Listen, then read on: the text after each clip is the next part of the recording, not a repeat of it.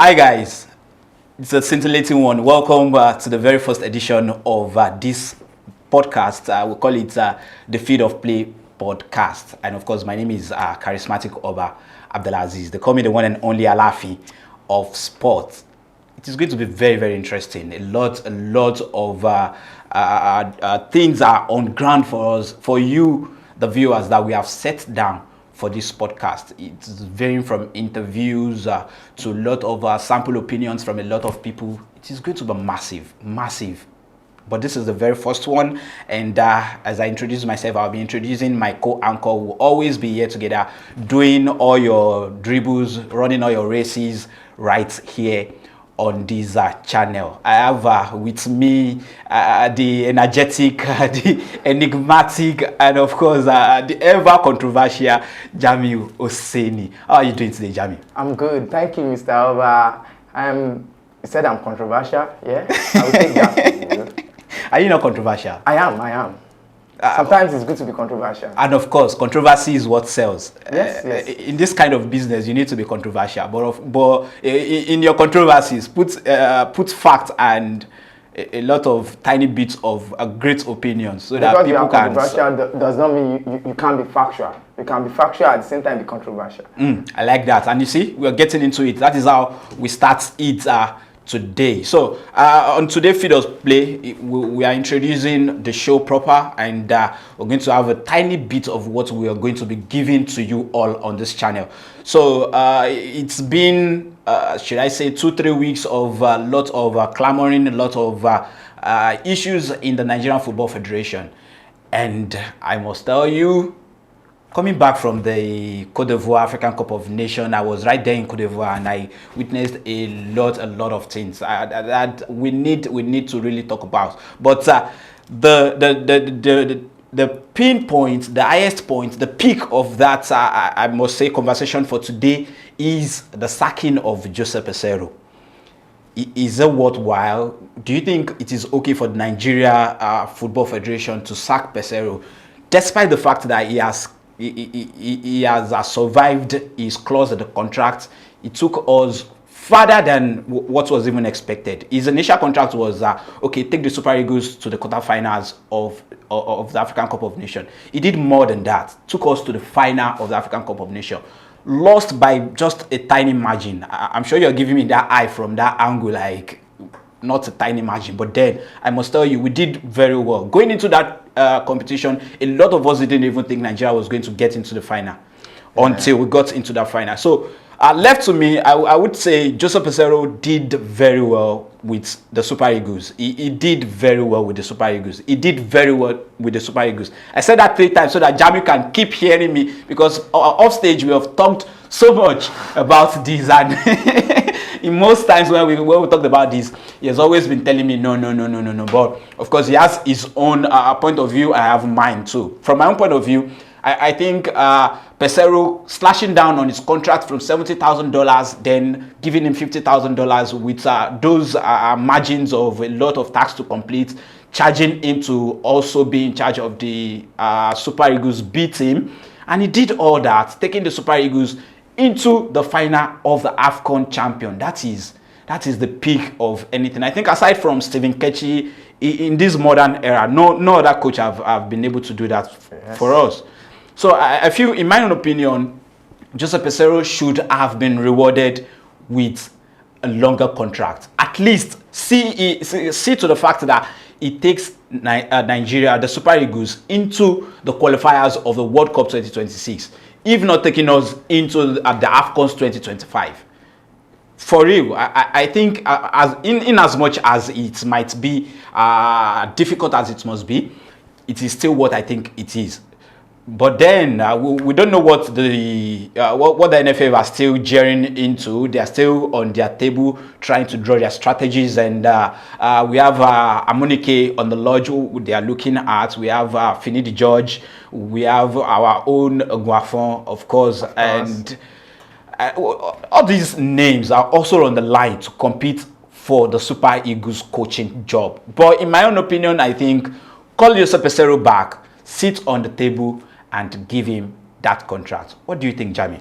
Oh, Oba. So I think we discussed this morning, earlier, before we come on set, Yes. we discussed this. I would say, firstly, I would like to give Jose Pacero a round of applause for all he has done. He did well, but I think he can do more.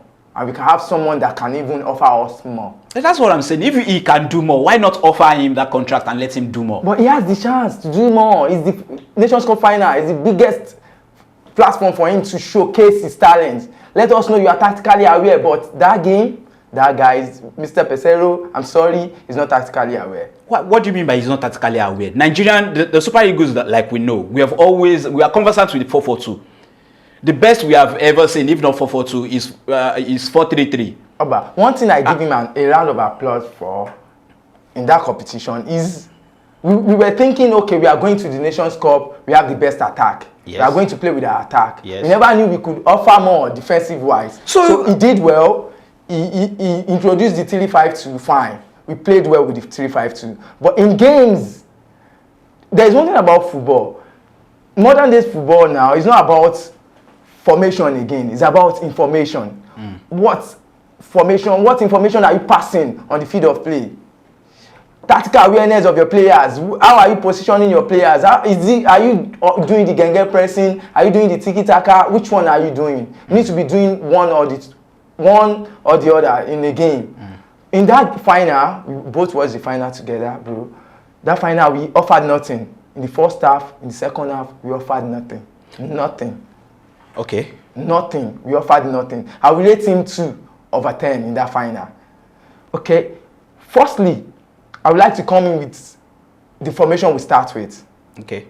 We played the semi-final with Eberechi on the right-hand side, or what's his name? The guy that plays in Fenerbahce, the fullback. And we played Olaino left-hand side.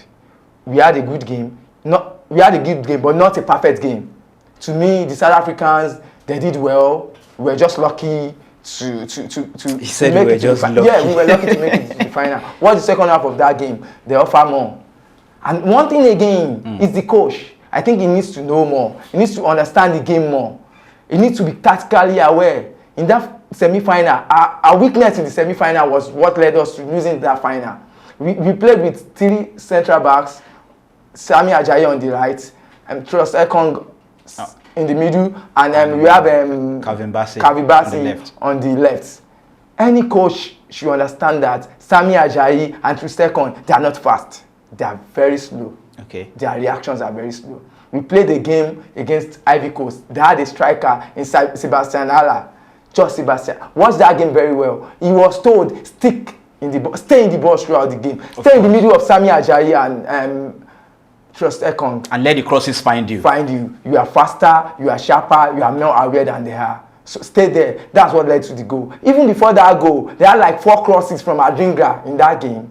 We were lucky not to consider go through that crosses. And another thing in that game again, watched the game very well. Adingra, he had Olaino in his pocket all through the game. 1v1, he was going past Olaino. Why not introduce a Moses Simon? Let's switch back to a 4-4-2. Let's have someone that will complement Olaino in the defensive role. He can offer more in the defense and attack. He's not there. So a good coach, a coach that is aware of the game, that understands the game very well, he takes note of all these things and he makes changes. We were playing a game for 45. We played the first half for 45 minutes or more, including the added time and every other thing. We didn't offer anything in that first half. You can even see in that game, our striker, Osimhen, he was calling the rest of the guys, let's come out, let's play these guys. But we were sitting back.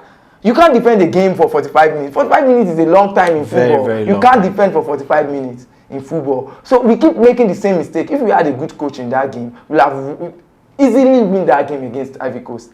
They knew our weak point is our defense. They keep coming on us. They keep attacking and attacking. The coach saw that, okay, look at the game very well. The Ivorian coach, he withdrew Gradel from the right-hand side. Gradel was the one that started the game from the right-hand side. Yes.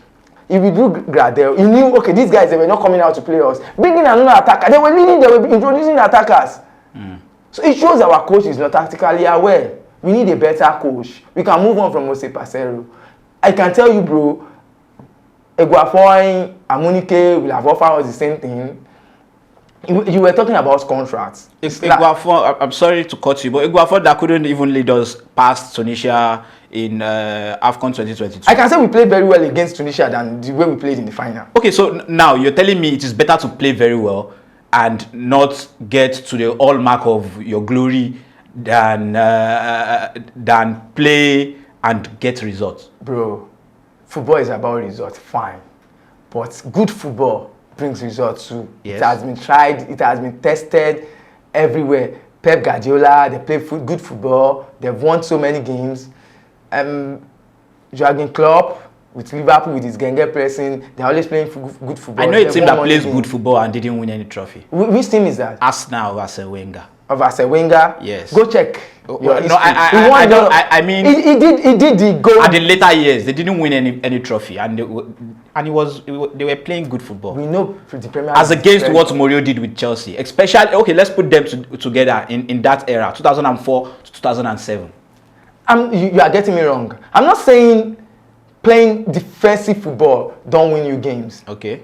But in some games, if you play a team that is not tactically aware, you will get suffocated to a point that you will concede a goal. True. The best, go listening to every good coach, every good player, the best form of defense is to attack.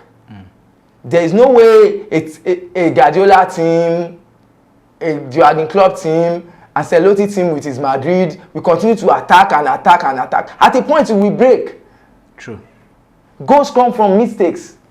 You will make mistakes. You can't be perfect for 90 minutes. Look at the goal we conceded, the second goal, the Sebastian Haller goal. Our defense, they just switched off for a second, and it's there, bang, goal. Just one touch. And that was it. That's the only thing Sebastian Haller did in that game. A coach that is more tactically aware, you knew, okay, Sebastian Haller was staying between Sami Ajayi and what's his name? Our captain, William Troost-Ekong. Thumbs up to him. He did very well in that competition. He played very well. He scored so many 3 goals. Is a lot for a defender in a competition like that. Good goals, penalties, the header in the final, fine. He did very well. We had matured player. We have some of the best legs in Africa. But why not? Why can't we win that final? If our coach is more tactically aware, I think we lose that final to tactical awareness of our coach. Now, okay, now let me take that away from you, from tactical point of view to how our players in themselves gave their might to the playing of that competition. I feel, from my own point of view, it is the players that really didn't give us enough. In what sense? From the sense that the coach already assembled his own tactics on the pitch. It is clearly evident. We all saw that he was going to be defensive any which ways. But we have Samuel Chukwueze, who didn't do anything on that final. Thank you for going there. Another thing is, why start Samuel Chukwueze in that final? You have Moses Simon that have played very, very. He offered us a lot defensively. Let's forget that. Now let me answer. We all knew his end product is not there. It's not top notch. Like, he's not very there. But defensively, he offered us a lot. Who? Moses Simon. Moses Simon created 3 chances for us, 3 key chances, even while he came in the 9 minutes of the final. So why bench Moses Simon? Another player I expect to see in that lineup is Ali Hassan Yusuf. Ali Hassan Yusuf is very smart. He's a very smart guy. We are playing we played 3-5-2 formation. You saw Iwobi. Go watch all Iwobi games. If the game is physical, he gets lost in the game. Why start Iwobi in that final when we are playing the best midfield in that competition? But it has been Iwobi who has been starting from the first game. No. Ali Hassan Yusuf started the first game. With Onyeka. He lost his place to Iwobi due to injury. Yes, due to the injury. Yeah, I feel the injury was also part of why Ali Hassan wasn't able to play much in the competition going forward. I think as a coach too, you need to understand his players.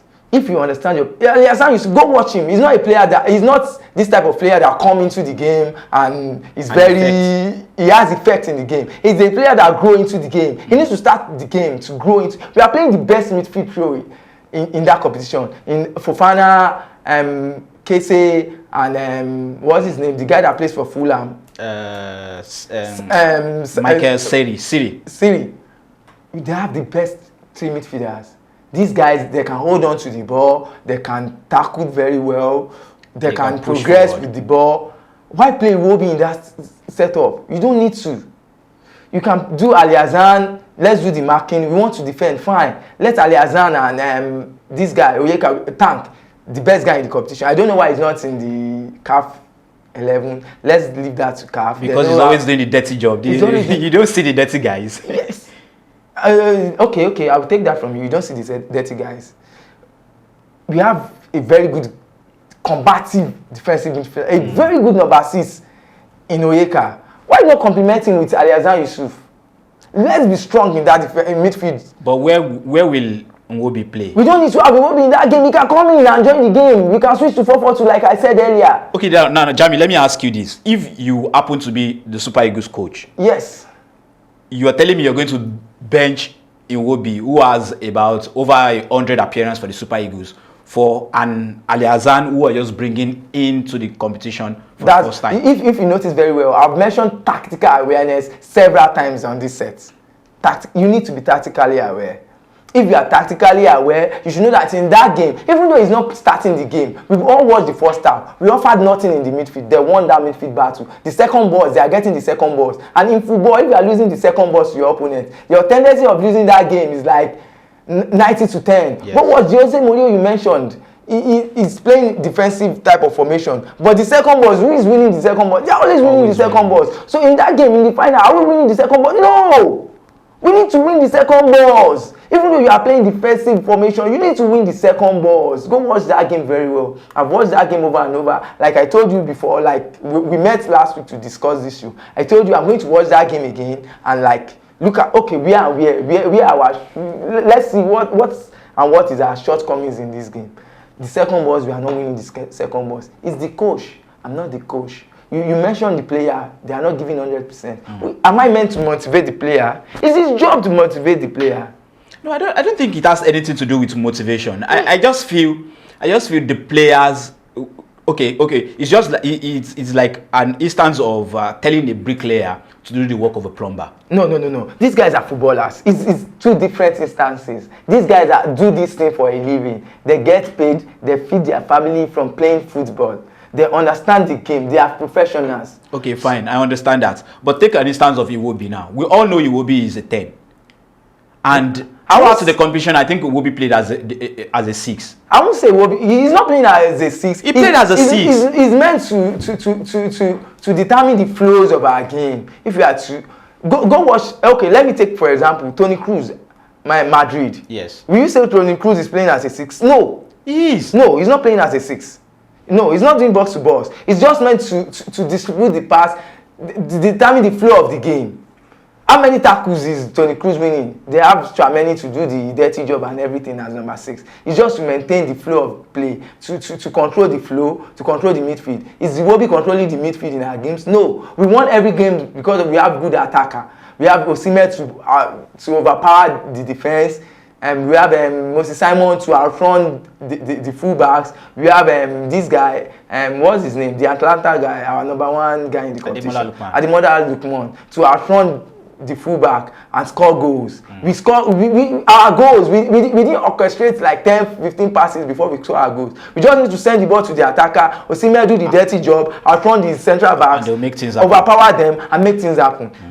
A good coach should know you won't win 5-6 games consecutively with the same style. These guys too, they are professionals. They watch your game. They are cleaves. They will do their homework. They will do their background check. What is this guy doing? What and what do we need to stop during the game? But our coach is not there. I'm not blaming him for starting with a 3-5-2 formation. That's what we have been using to win games. But I expect him in the second half. Let's change that formation. Let's tweak the formation a little bit. Let's go for a 4-4-2. Let's have support for the fullbacks.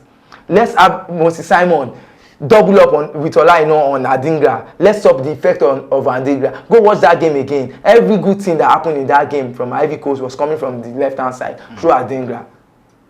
You see, Olaino, he can't mark Adingra 1v1. Let's bring a support for him. Let's have Moses Simon in the game. Let's double up on Adingra. Let's limit that effect of Adingra.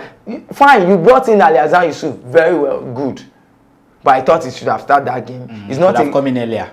He should even start that game. He's not a player. Go watch his game very well. He's not a player. He grew into games. That's how he play. He's a player that grew into game. He's not a player that will come in and do magic and change game. He should be aware of that. He's his player. I'm not the coach. He's the one. I only watch these guys on TV and I understand that this guy needs to play the game from the beginning and grew into the game. It's not a type of. There are different profiles of players. There are players that within 10 minutes they come into the game. They are tactically aware. They understand. Okay, this is what we need. They will do their magic and then you see goals. You see goals. But this guy, we know him very well. He's not the guy that will come into games and like change. Watch him. He came in against South Africa. He has several misplaced touches. He cost us a penalty. A penalty. He shows this guy is not a guy that will come into the game and change the game. He's a guy that will start the game and grew into the game. You see, that is it. It's an interactive section right here on the Field of Play podcast with myself, of course, and Jamiu Oseni. We are getting into it, deep into it. From Jamiu's point of view, he feels Joseph Peseiro should not remain as the Super Eagles gaffer.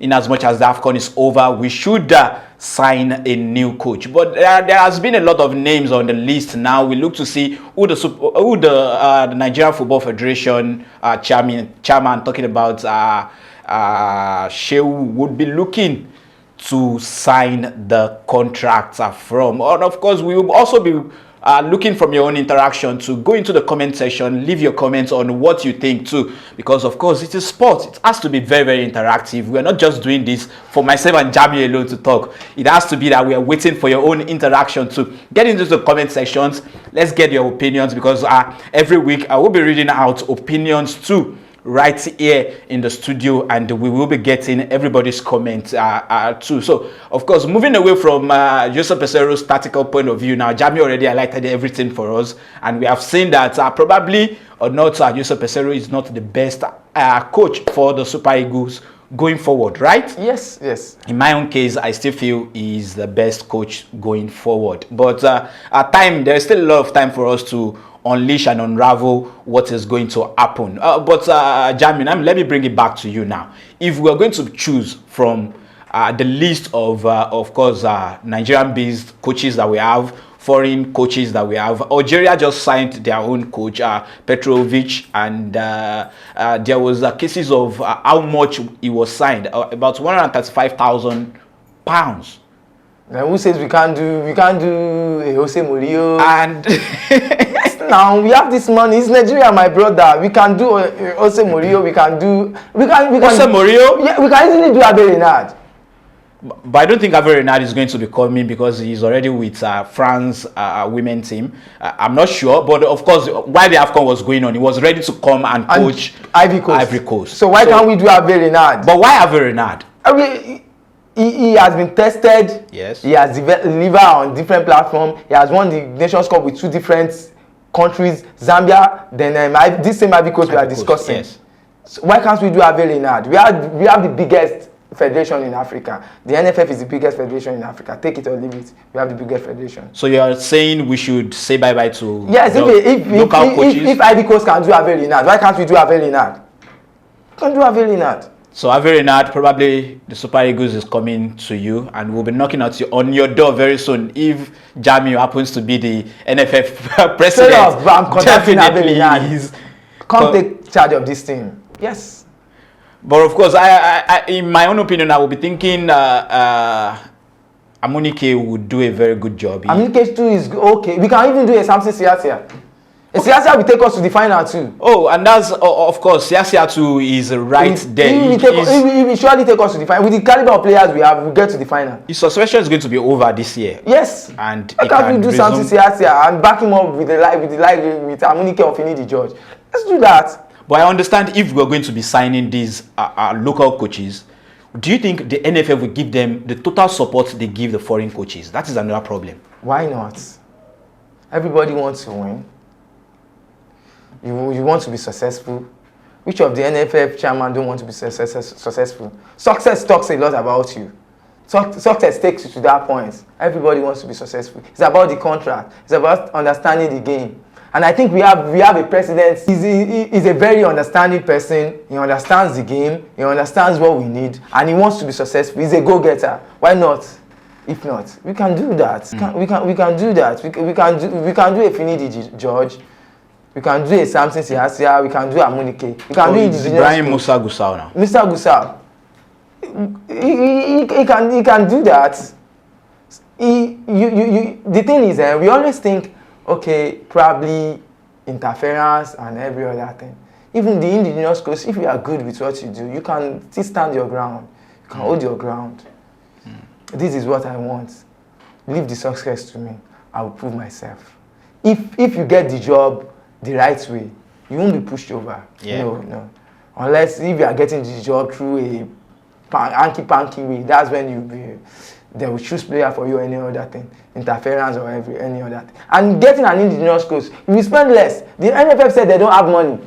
Get indigenous coach and spend less. We won't be doing 70k for an indigenous coach now. No. With 20-30k, we will do Siasia. But don't you think that will also affect the turnout? Talking about how much is the IB coach paid? Is he paid 70k? No, now we lost that game to an indigenous coach. He was even more tactically aware than our foreign coach. So well, if we are signing an Amunike, we should definitely be paying an Amunike close to 50,000. If we can do Pesero with his CV when he joins us for 70k, let's do Amunike 70k too now. Let's do 50k. And you think that would be good for the Nigerian Super Eagles? Definitely. We are human beings now. If we are coached by someone that, okay, this guy he has been there, he has done it, he has leverage. He will tell this guy has leverage. And Osimhen won't tell Amunike that he doesn't know what he's doing. True. And Osimhen won't tell Finidi George you don't know what you are doing. These guys have been there before you. They played this game too. They've won laurels too. These guys, they've won Champions League leagues. So why can't we do? If Stephen Keshi may so rest in perfect peace. If Stephen Keshi can do the Nations Cup, then why can't we do another indigenous coach? We can do another indigenous coach. Football is all about motivation and information. If you have enough information upstairs, forget it, my brother. You take your team somewhere. It's just it. And that is it. It is as simple as that. If you have the necessary information, you have the necessary ideas in your head, you can execute with football. That's how you have had it from the horse's mouth and server, talking about Jamiu Oseni, and that Nigerian indigenous coaches too can take the Super Eagles far and wide. We already have an instance of Stephen Keshi, yes, and he did very well. He's the second most successful coach apart from this guy, Clement Westerhoff. Clement Westerhoff. After Westerhoff, we are going to put Stephen Keshi will be there. Yes. So why can't we do another indigenous coach? Let's do another indigenous coach. Let's see what they will offer. Something you've not tried, you can't say it won't work. It won't work. That's true. So of course, let's try another indigenous coach. We have 3 names, of course, on that list, and you can go to our comment section and give us your own opinion. Who do you think would be the best out of these 3? Is it Sebastian Amunike? Is it Austin Iguafon? Or is it Finidi George? These 3 has all worked and has experience everywhere in Africa, coaching and of course getting laurels while they were playing in their days, and they can really do a great job for the Super Eagles. But now I think let's move away a little bit from the Super Eagles now into Ghana, where the 13th African Games is ongoing right now, to talk about Ladan Boso and his boys. 4 players from the National League are in the call-up list to represent Nigeria in that game. What do you think Ladan Boso would do this time around? I think from the previous years with Ladan Boso, it hasn't been spectacular for the Flying Eagles, Golden Eaglets. From every angle. I even think this is his 3rd time also that he's taking the... This is his 3rd time he's taking the Flying Eagles out. What do you think? Bro, under failure waiting in the corner. He's going to fail. He's going to fail. Straight? Straight. He's going to fail. Why? Why do you think so? We forced this guy once. So he had his chance the first time, he failed. The second time, he failed. And you are saying this. What's the tendency that is going to succeed this time around? He might be having a lot of support. From who? From the Ministry of Sports, from the NFF generally. Support don't win in football matches. It's what you have upstairs. So if you have nothing, are you saying Jose Pesero was not supported during the Nations Cup? Of course, he is. But I think the final was just another angle. We already talked about the African Nations Cup. So we could have won. Yes, we could have won, but we didn't won. Okay. So the thing is, what has he done? What has he won? Are you saying Ladan Boso? Is the NFF telling us we only have Ladan Boso in the whole of Nigeria, over 140 million people? As a coach? As a coach? Boso is the president of Nigerian coaches. So because he's the president now, automatically he should be our coach. I'm telling you, for him to be the president of Nigerian Coaches Association, it means he has something upstairs. No. An association is different from a team. Okay. The way you run a football team is different from the way you association. You are talking to your fellow coaches, your colleague as a coach, and every other thing. Coaching a team on the field of play, you are talking to players to interpret what you have upstairs, to interpret what you are doing, your ideas. If you are doing a meeting with your fellow, with the so-called coaches and all the coaches in Nigeria, you are not meant to interpret style of play, tactics, and there is no tactics discussion and any other thing. It's just the way forward of coaching in Nigeria. Okay, contracts. What are the shortcomings of the coaches in Nigeria? What do we need to do? We need to we need to organize a kind of a seminar and every other thing. That's what they do in that place. It's an association. We are talking about a national team here. A national team, Nigeria national, the number one team in Africa. No. We can do better than Ladan Boso. We can definitely do better than Ladan. I'm expecting nothing. My expectations very low. Of course, he said his expectations are very low very for Ladan Boso. But in my own opinion, I think he can do better than. Can you tell me what he has achieved in his coaching career? In the last, I can even give him last 15 years. He has taken the under 20 the Flying Eagles to a semi-final win. I think in one African Cup of African Games like that. So I think that's the highest we have got. Who celebrates second? Who celebrates third? Second girls medal. Jamie, what are you saying? So if you go to Google now and type who won the let's say who won the 2017 under 20 World Cup or something like that. Google won't talk about the runner-up unless you go deep and let me go check who played the final. Nobody talks about second place. It's first. If you don't win it, nobody talk about you. You might have the best team in the world. If you don't win that trophy, if you don't, the landmark of every game, every competition is winning that trophy. If you don't win, nobody talk about second place. Nobody celebrates second. Nobody will celebrate third. As it nobody celebrates second or third. He has had enough chances. Enough. So he has been given enough opportunities. Enough. The best ability you can have is always be the number one on the table. In the African Games, this is the 13th edition and is holding in Ghana. Nigerian, of course, the women team are the defending champions of the women category. They have won it most 3 times. And African football, our women's team are always number one. Kudos to them for that. Yes. But we cannot say the same for the men's category. Nigerian are yet to win any title for the African Games. And I think Ladan Boso has taken us there in 2 or 3 occasions. So now, Burkina Faso are the defending champions, but they are not taking part in this edition. Cameroon has 4 titles, and they will be looking to see if they will be the unbeatable side of this tournament this time around. What do you think about Cameroon facing Ladan Boso's boys this time around? What I would say is, you don't even have any expectation from Ladan Boso.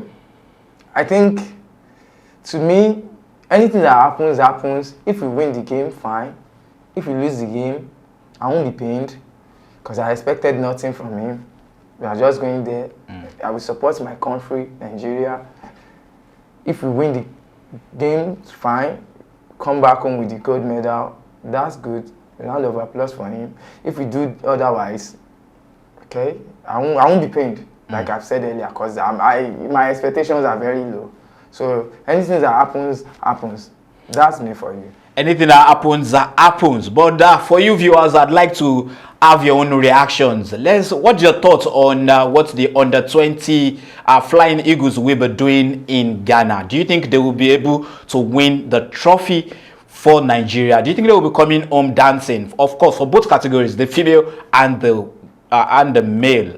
Go to the comment section and give us your own opinion right there. Let's see, what do you think will be the outcome of the 13th African Games going on right now in Ghana? And that will be the end of the podcast for this week, the Feed of Play podcast. Next week is another day. That is every Sunday we'll be dropping this, and Sunday is another time to be right there on your screen, of course, with myself and Jami Hosseini. And next week we will be coming with a guest who will be interviewing on the show. We'll be talking a lot on the embellishment and the lot of brandishing with Nigerian Professional Football League. A lot of issues to talk about. I can see Jami is smiling already because that is a topic he loves to talk about. So it is going to be interesting. Always stay tuned with us on this channel, AATV. And my name remains Charismatic Oba Abdulaziz. And thank you, Jami Hosseini, for always taking it. Chop knock, like always, brother. Thank you. Of course, it's another time next week, Sunday, the Field of Play podcast right here with Aquamaka TV. Stay jiggly. This is Aquamaka TV, the pride of African entertainment.